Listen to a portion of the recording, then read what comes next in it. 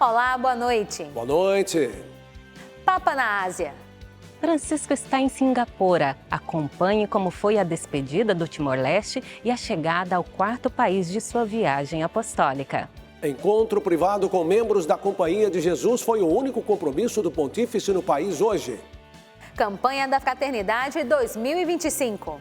CNBB quer debater o papel do ser humano como responsável pelo cuidado do meio ambiente. Piora na qualidade do ar leva governo paulista a divulgar novas orientações à população. Defesa Civil do Estado de São Paulo alerta para o risco elevado de incêndios até sábado. Cuidados com a saúde. Prevenção ao câncer é desafio, mas diagnóstico precoce pode salvar vidas. Família, fé e café. No interior de Minas Gerais, uma história de confiança em Deus. Você está na TV Canção Nova. E este é o Canção Nova Notícias, que começa agora.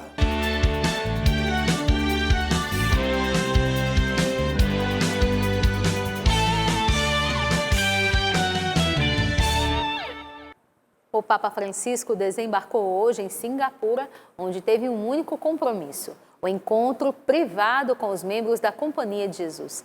Esta é a última etapa de sua longa viagem apostólica pela Ásia e Oceania. Em seu último compromisso em solo timorense, o Papa encontrou com a juventude. Cerca de 65% da população do país tem menos de 30 anos. São herdeiros. Vocês são herdeiros daqueles que os precederam, fundando esta nação. Por isso, não percam a memória, expressou. Não perdam a memória. Em uma frase, a demonstração de acolhida ao pontífice. Esta é a juventude Papa. Onde as jovens têm alegria, música e dança. Com um sorriso no rosto, o Papa acompanhou uma apresentação musical.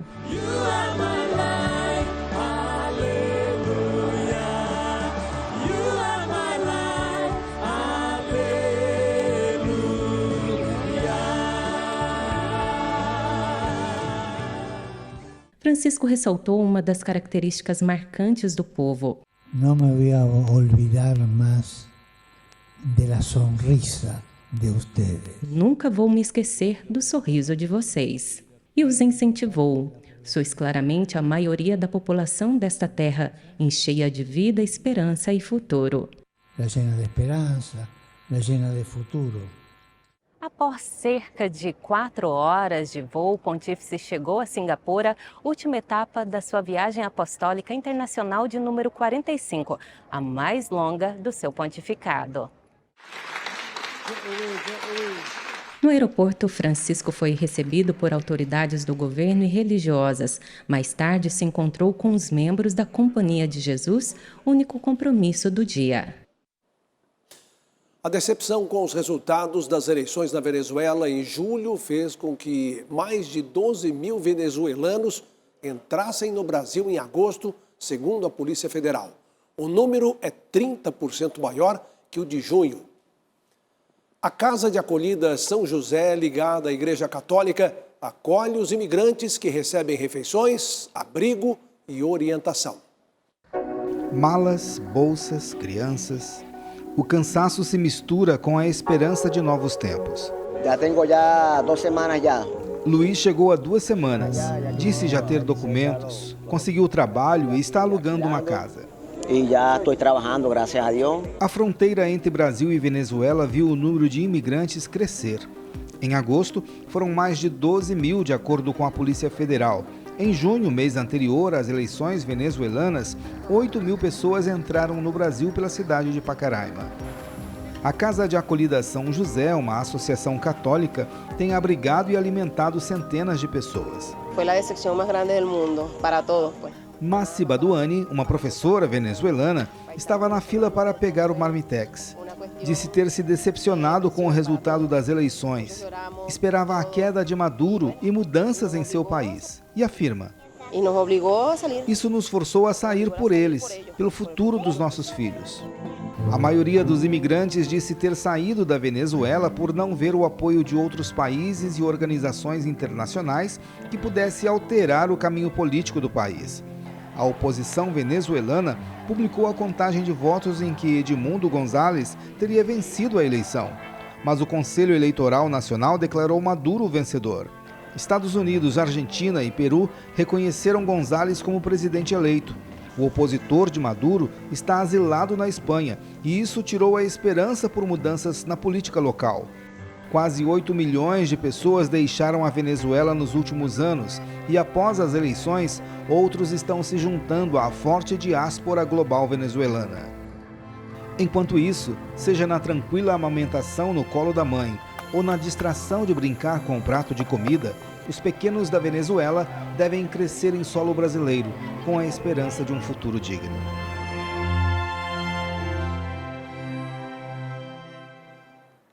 Diante das queimadas e do tempo seco, o governo de São Paulo divulgou novas orientações para a população. E a Defesa Civil do Estado alerta para o risco elevado de incêndios até sábado. Temperaturas elevadas e umidade do ar muito baixa em São Paulo fizeram com que a Defesa Civil emitisse o alerta para o risco de incêndios florestais em quase todo o território paulista de hoje até sábado, principalmente em regiões de vegetação seca. Até o início da tarde desta quarta-feira, 9 municípios do estado registraram focos de incêndio. As defesas civis estão atuando a campo, juntamente com as brigadas, Corpo de Bombeiros, e o trabalho aéreo, os helicópteros águias e também de aeronaves de asa fixa, que são os aviões. Então, esse é um trabalho que tem sido realizado conjuntamente com o objetivo de conter os focos de incêndio nas regiões mais afetadas. Por meio de nota, a CETESB informou que nos últimos dias, a maioria das estações de monitoramento registrou qualidade do ar ruim e muito ruins no estado, por causa dos focos de incêndio e condições meteorológicas. A companhia suspendeu temporariamente a autorização de queima para despalha de cana, fitossanitárias ou manejo, com exceção para os casos enviados à Secretaria de Agricultura e Abastecimento. Já a Secretaria da Saúde recomenda que a população evite atividades físicas ao ar livre e aumente a ingestão de líquidos. Na questão da umidade ali do ambiente, elas podem utilizar, por exemplo, umidificador, vaporizador, também um pano úmido para colocar na face se houver necessidade ali, se caso também, além da poluição, tiver um pouco de fumaça. Nós temos uma previsão para o final de semana de chuva, isso vai colaborar para esse cenário que ainda é crítico. Olha, o número de focos de incêndio no estado de São Paulo foi atualizado agora há pouco. A quantidade as regiões afetadas, subiram de 9 para 14, incluindo cidades como São Bento do Sapucaí, São José do Barreiro, Bananal e São Carlos. Olha, neste 11 de setembro, o Brasil recorda o Dia Nacional do Cerrado. O bioma cobre 25% do território brasileiro, o segundo maior do país. Vamos então chamar a repórter Camila Castro, que tem mais informações para a gente. Boa noite, Camila. Olá, Reinaldo. Boa noite a todos. O Cerrado está presente no Distrito Federal, Goiás, Mato Grosso do Sul e Tocantins, além de algumas áreas de São Paulo, Bahia, Maranhão, Piauí e Minas Gerais. Mas, infelizmente, as queimadas que afetam o Brasil colocam em risco a biodiversidade do Cerrado. O Instituto de Pesquisa Ambiental da Amazônia fez um levantamento de 1985 até 2023. De acordo com os dados, o fogo queimou durante esse período 88 milhões de hectares do Cerrado. A queimada equivale a 43% de toda a extensão do bioma e supera o território de países como Chile e Turquia.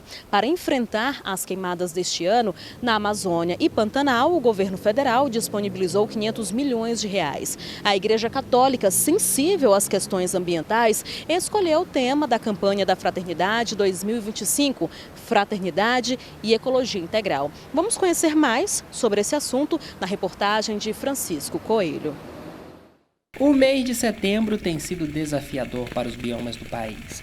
A fumaça das queimadas encobriu 60% do território nacional, de acordo com a análise do INPE, Instituto Nacional de Pesquisas Espaciais. Diante deste cenário, a Conferência Nacional dos Bispos do Brasil prepara mais uma campanha da fraternidade com um tema dedicado à proteção do meio ambiente.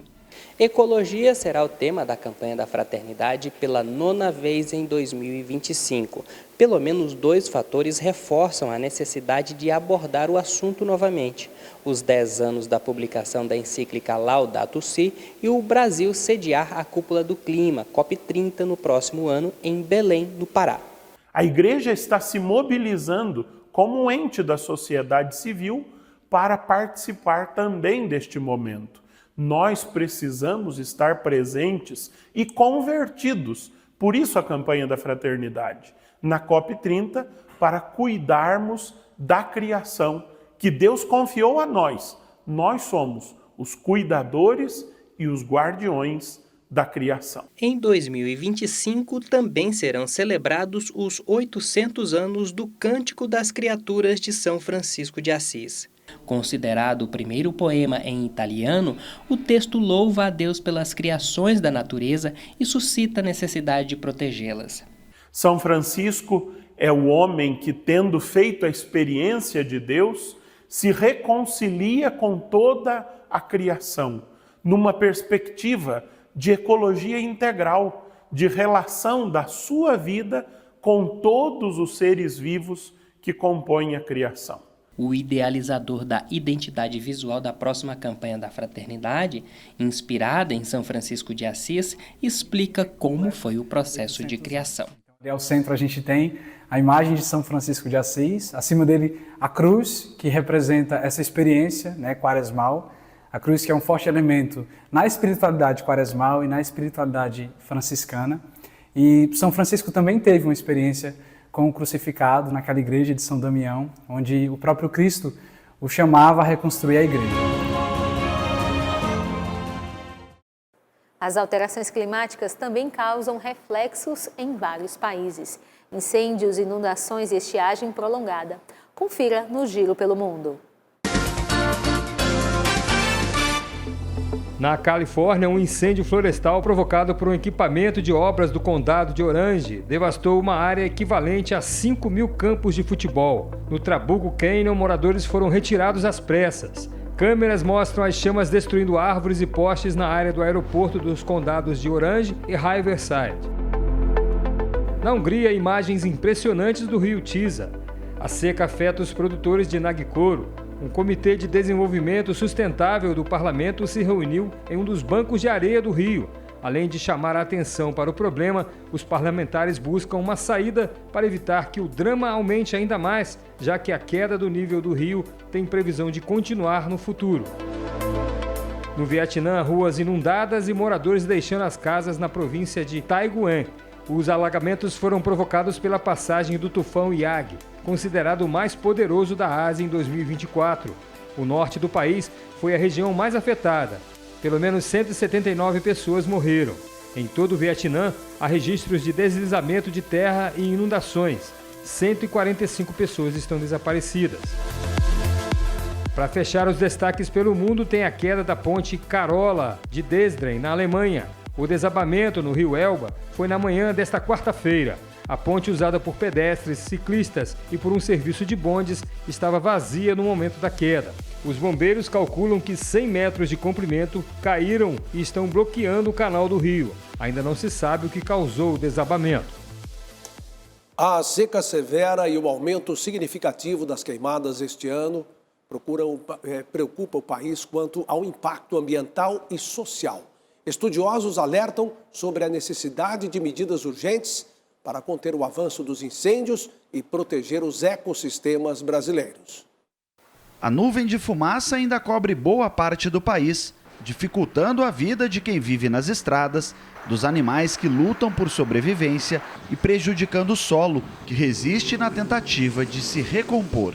A gente pode começar a pensar em termos de micro-organismos que existem no solo, e existe toda uma cadeia. A gente precisa de polinização, a gente precisa de agentes ambientais para que a gente mantenha uma regulação. No fundo, a palavra que a gente está buscando é equilíbrio. A falta de equilíbrio fica evidente quando analisamos os mapas das secas nos últimos anos. quanto mais tempo a seca dura, mais intensa ela vai ficando. Por quê? Porque os acumulados de chuvas são cada vez menores, o déficit de chuvas é cada vez maior, e isso vai se acumulando e causando uma seca cada vez mais intensa e duradoura. Somente este ano foram registrados mais de 160 mil focos de incêndio no país, segundo o Instituto Nacional de Pesquisas Espaciais.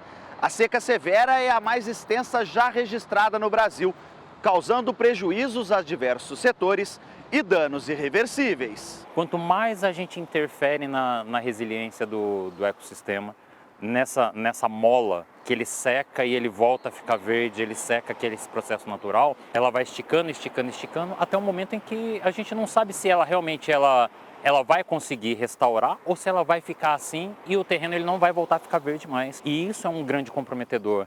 Nos próximos meses, a condição climática permanece sem grandes novidades. Menos chuvas, sobretudo no centro-oeste e norte do país. Então, a situação deve ainda se agravar, principalmente até outubro nessas regiões, e no centro-sul do país deve amenizar, principalmente no início de outubro. No entanto, a gente tem ainda uma laninha, prevista para setembro e outubro, final de setembro e outubro, que pode contribuir para que o verão, próximo ciclo chuvoso na Amazônia e no Nordeste, seja dentro, pelo menos, do esperado para esses próximos meses. Resta ao ser humano cuidar da casa comum para amenizar os impactos à população, natureza e animais. A gente tem visto na previsão do tempo que o calor de 40 graus não é privilégio do centro-oeste, nordeste, até mesmo norte do Brasil. Mas isso vai mudar, porque vem chuva sobre o sul do território brasileiro. A chegada da frente fria que se aproxima a passos lentos muda um pouco o clima. A previsão de chuva para o sul, principalmente na metade sul gaúcha. Nas demais áreas, o tempo continua firme. 75 cidades brasileiras estão sem chuva há mais de 100 dias. E essa secura tem prejudicado a visibilidade devido às queimadas em quase todo o Brasil, que está em alerta para incêndios. Podemos destacar o estado do Tocantins na região norte e praticamente todo o centro-oeste, Goiás, Mato Grosso do Sul. Podemos destacar também Minas Gerais e São Paulo na região sudeste, Paraná e Santa Catarina aqui no sul do país. O tempo seco no sudeste mantém alto o risco de incêndios. O sol aparece entre nuvens, mas a exceção vai ser o extremo nordeste de Minas Gerais, onde pode ter chuva isolada. No centro-oeste, as temperaturas vão continuar elevadas nos 3 estados, podendo passar aí dos 40 graus.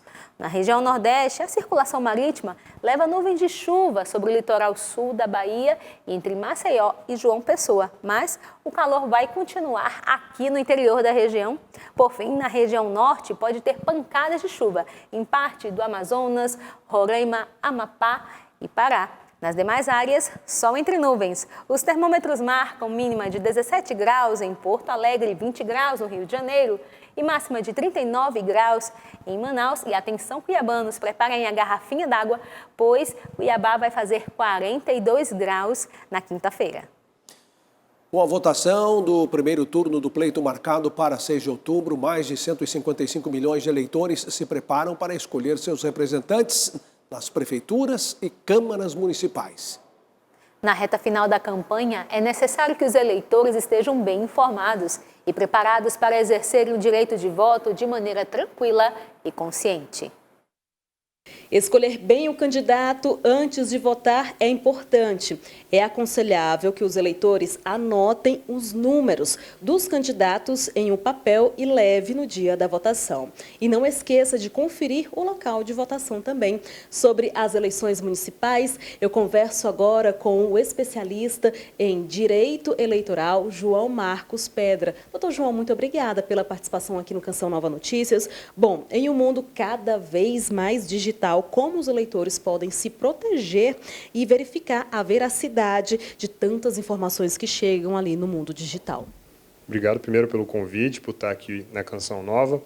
Vamos lá, a gente tem que pensar na perspectiva da digitalização, não só da vida cotidiana, mas também em um cenário eleitoral. Não só para a propagação de notícias falsas que o meio digital é utilizado, mas também para a verificação de cada uma dessas notícias. Então, a gente tem uma série de aplicativos, a gente tem uma série de sites que fazem a validação daquelas notícias que são divulgadas, a gente tem aplicativos e sites dos órgãos públicos também com esse intuito. As fake news, elas são crimes. E se a gente utilizar notícias falsas para poder alavancar um candidato, isso é terrível, porque a gente vai estar utilizando uma mentira para colocar alguém para representar o povo brasileiro, seja na esfera municipal ou seja na geral. Nesse caso de 2024, a gente está falando de eleições municipais. Então, os municípios estariam sendo representados por uma farsa, uma mentira, baseado em notícias falsas. Ou seja, fake news impacta e muito, né? Muito obrigada pela sua participação. Camila Castro para o Canção Nova Notícias. O aumento na expectativa de vida e a diminuição das taxas de natalidade colocam o sistema previdenciário em alerta e reacendem o debate sobre uma nova reforma da Previdência. Entenda quais são os impactos dessa transformação demográfica no país e como as mudanças propostas podem afetar o futuro de milhões de brasileiros. O Brasil está envelhecendo. De acordo com os dados do Instituto Brasileiro de Geografia e Estatística, em 2043, o país terá mais idosos do que jovens. Em 2070, quase 38% da população será idosa. A expectativa de vida da população brasileira aumentou de 45 anos na década de 1940 para 77 anos atualmente. A idade média subiu para 35 nos últimos 23 anos e deve chegar a 48 anos nas próximas décadas. O principal motivo para o Brasil ter mais idosos no futuro é a queda na taxa de natalidade. Em 2022, o Brasil registrou cerca de 2.500.000 nascimentos, 3% a menos em relação a 2021, o menor índice desde 1997. E, segundo o IBGE, a tendência é cair cada vez mais. Essa transformação demográfica traz consequências para o sistema previdenciário. Com menos jovens no mercado de trabalho e mais pessoas em fase de aposentadoria, a conta da Previdência pode não fechar nos próximos anos. Enquanto que a base de potenciais contribuintes vai diminuir. Então, certamente, a gente vai ter uma piora muito grande do que a gente chama da relação de contribuintes para cada beneficiário. A proposta em discussão prevê o aumento da idade mínima para a aposentadoria e a criação de novos mecanismos de capitalização, onde o trabalhador contribui para a sua própria aposentadoria. Para este professor de economia, as mudanças precisam ser analisadas, pois o sistema implementado pode continuar funcionando para o Brasil nos próximos anos. É que o Brasil já fez uma reforma na Previdência em 2019, no governo Bolsonaro, que implantou no Brasil regras semelhantes ou superiores aos países desenvolvidos, né? Sendo que nós somos um dos países mais desiguais do mundo. Muitos brasileiros temem que, com as novas regras, fiquem ainda mais longe da aposentadoria. Eu tenho que fazer um planejamento desde o nascimento, ou seja, uma poupança, uma previdência privada, para que eu não fique refém do sistema. O assunto agora é sobre os cuidados com a saúde, porque nem sempre é possível prevenir certas doenças, como alguns tipos de câncer, por exemplo.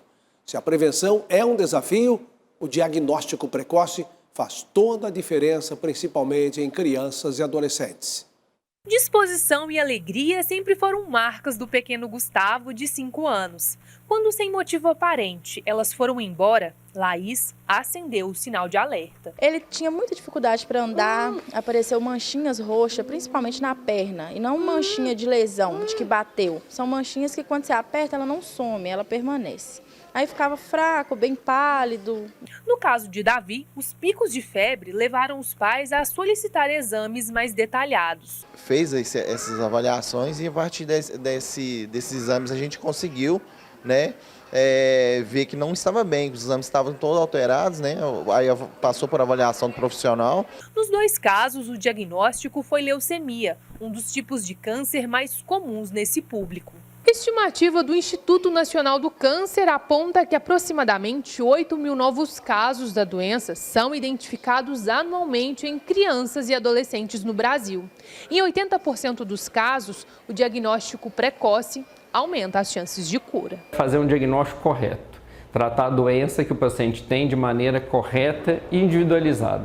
E é claro, o paciente que tem todo o tratamento de suporte, acesso a esses tratamentos disponíveis, né, na verdade, ele está juntando todos os fatores para conseguir essa cura, né? A campanha Setembro Amarelo alerta para os sintomas e diagnóstico precoce do câncer infanto-juvenil. Sentiu alguma coisa diferente na barriga?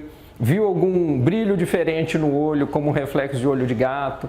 Né? Tá vendo que a criança está com um torcicolo esquisito, está tropeçando mais do que o comum, né? Tá com manchas roxas em um lugar que não é de batida. Depois de 2 anos e 7 meses de tratamento, o dia foi de comemoração para Davi e a família por mais uma etapa vencida. E agora, né? Agora é mais tranquilo, porque agora não tem medicação, agora é só acompanhamento.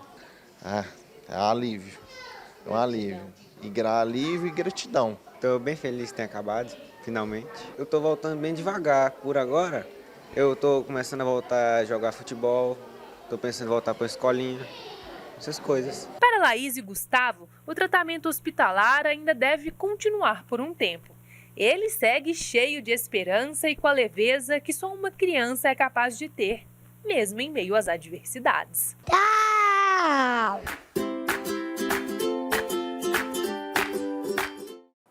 Desde 1971, a Igreja no Brasil dedica o mês de setembro à Palavra de Deus. A escolha se deve à celebração da memória litúrgica de São Jerônimo, que acontece no último dia do mês. Descendo as escadas da Basílica de Santa Catarina, em Belém, na Terra Santa, é possível contemplar o lugar onde São Jerônimo, no século V, dedicou seu tempo a uma tradução da Bíblia que permitiu o acesso à Palavra de Deus ao maior número de pessoas. Chamado a fazer uma revisão de uma antiga versão latina chamada Vetus Latina.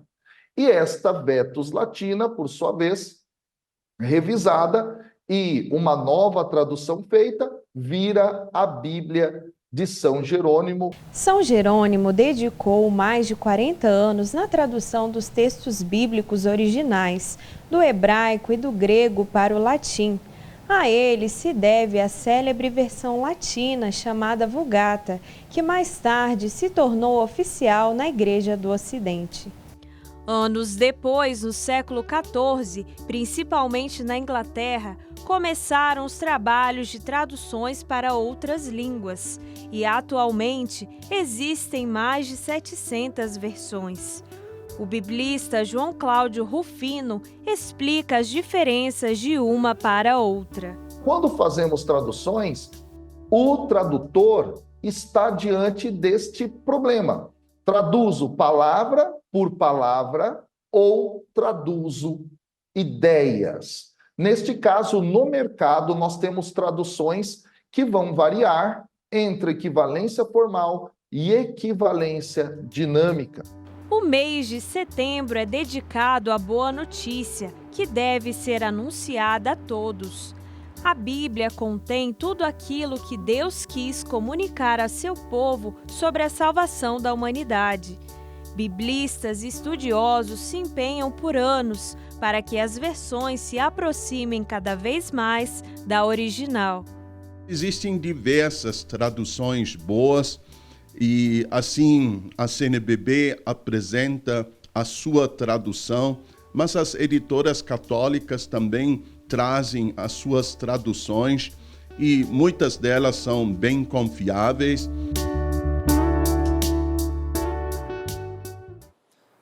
Em uma de suas catequeses, o Papa Francisco afirmou que a leitura das Sagradas Escrituras deve ser acompanhada de oração, para que seja possível o diálogo entre Deus e o homem. Portanto, mãos à obra no aprofundamento da Palavra de Deus.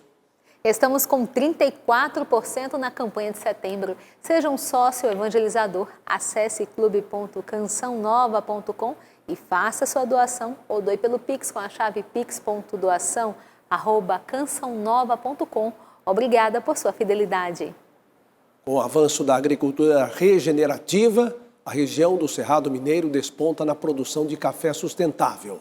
Patrocínio no Triângulo Mineiro lidera o ranking nacional de produção no país.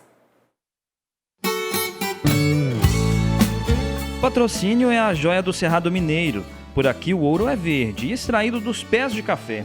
Produção reconhecida nacional e mundialmente como bebida gourmet do Cerrado. Tem até logo registrada. A cidade divide sua expansão com as plantações de café. Entre tantos cafezais, esse é o da família Prado.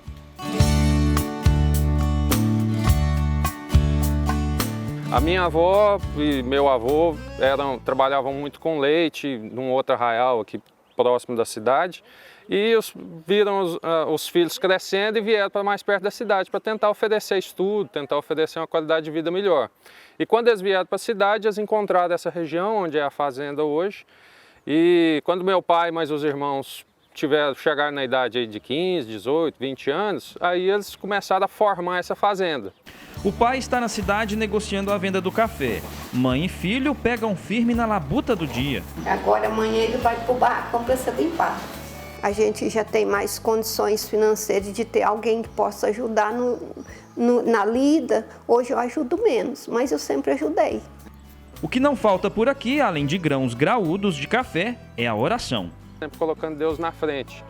E a gente percebe isso quando eu vejo o cuidado que meu pai tem com essa lavoura, quando eu vejo ele rezando o terço aqui em cima do trator, cuidando do café, quando a gente vê ele aqui no terreiro, né, cuidando de cada grãozinho com tanto cuidado. Eu louvo a Deus por cada grãozinho daquele de café que está lá, por cada grãozinho de terra que tem nessa fazenda, por cada pezinho de terra de café, por cada fruta, por tudo, porque aqui é daqui que Deus nos deu tudo que nós temos. Os estudos, os bens, a vida, a saúde, foi daqui que Deus... Meu pai consagra sempre a lavoura, consagra sempre a safra, sempre tira o dízimo do que a gente conseguir fazer aqui, seja safra boa, seja safra ruim, meu pai está sempre compromissado com isso. Então, Deus nos ajuda a fazer milagre aqui. Então, tem ano que a gente é ano de safra ruim, está todo mundo em dificuldade, geada está pegando a região inteira, o café do meu pai, graças a Deus, sofre pouco, né? Bebida que dá nome a uma das refeições do dia, o café está presente na maioria dos lares brasileiros, na economia local de Patrocínio e movimenta a evangelização nas terras do Cerrado Mineiro. É o maior produto que a gente tem dentro da cidade, mas também diretamente ligado com os movimentos, né? É muito maior do que se eu tivesse casado e na hora que eu assinei meu casamento, eu falasse assim aqui, Senhor, eu quero que o Senhor faça isso para mim. Se eu tivesse feito uma carta dessa para Deus, eu não teria sido tão premiada. Toda essa história foi contada em um documentário. Tudo naquilo que a gente faz na vida da gente, a gente tem que fazer o melhor possível, né? A gente luta para que possa produzir um café de boa qualidade. A gente, quando coloca Deus na frente, Deus dá aquilo que a gente precisa, né? Vendo meu pai fazer isso, emociona, né? Porque a gente vê que a mão de Deus cuidando dos detalhes. E não há nada que eu não possa vencer se Deus está na minha frente. Quem é contra mim? Se Deus é por mim, quem será contra mim?